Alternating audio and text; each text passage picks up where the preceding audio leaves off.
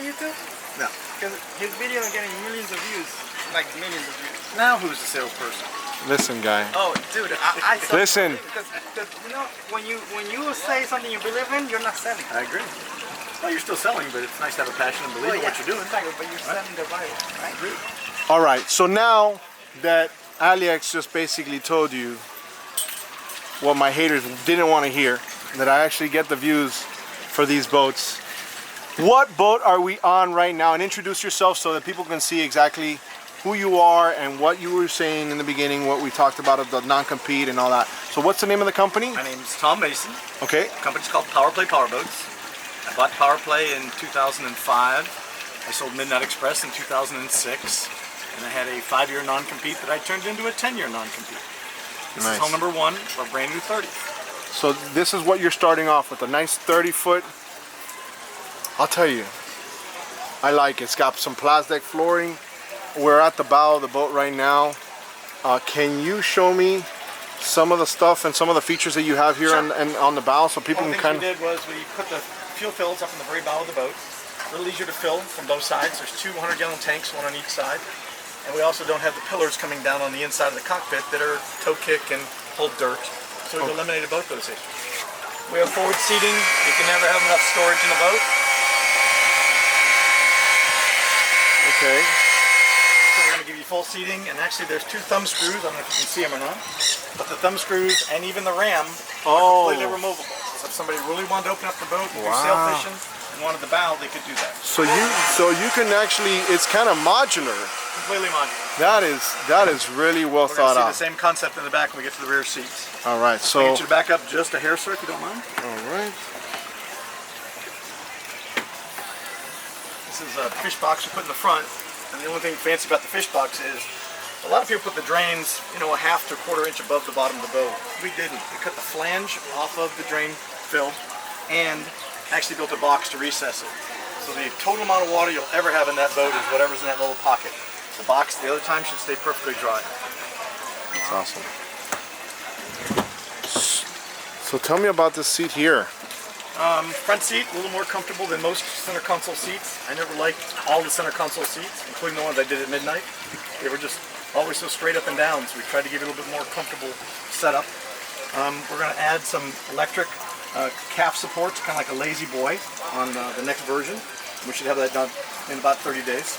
So this is hull number 1. This is hull number 1. And is there more boats that you're planning in different sizes other than this 30? We did 2 42s already, and we did a 35 also.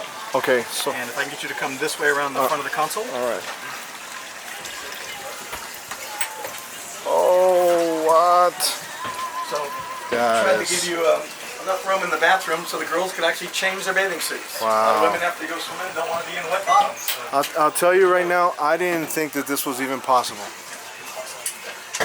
See, this is well thought out. Try to go out of our way and make sure it's as easily rigged as possible. Everything that's in the boat is literally inside the console. There's 3 pumps that are in the bilge. Everything else is right here.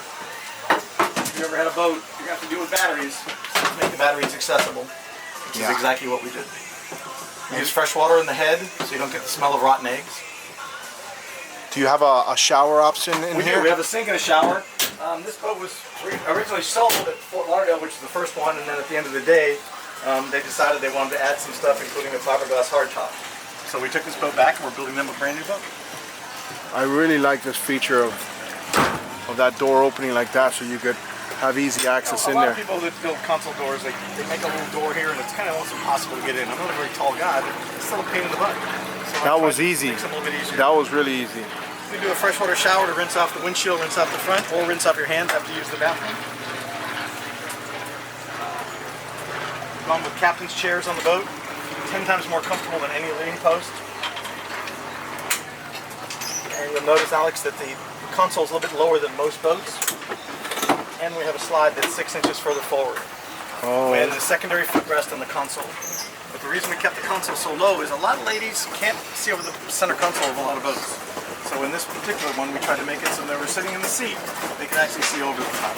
And you have like they're in a submarine. And you have shade from bow to almost to the transom. One of the things we're going to change on that next boat is we're going to put the electric sunshade off the back of it, which will take it all the way to the transom, which is kind of cool. We're getting a little bit older, and about time to be out of the sun as far as I'm Is there different layouts that somebody can go ahead and get on this particular model, or is this more or less the layout that you guys could somebody configured a little different? If 100%. The rear seats are modular, this piece is modular, and the front seat's modular. So anything they want to do, we can do. Any live wells on this, or We can do a cooler. In this particular one, we did a cooler, and this would be the live well instead. So we have the option of both. so you would have an option here as So a what we do live is well. we put 2 coolers under the seats, which have storage. And then this could be a live well. We stick out about 8 inches further, and all we do is just shorten the hatch a little bit so that we can have room for the live well. So it's highly customizable. Complete. Yeah, it's very modular. These are modular. Well, here, this is even loose, so I can show you. The seat just comes out.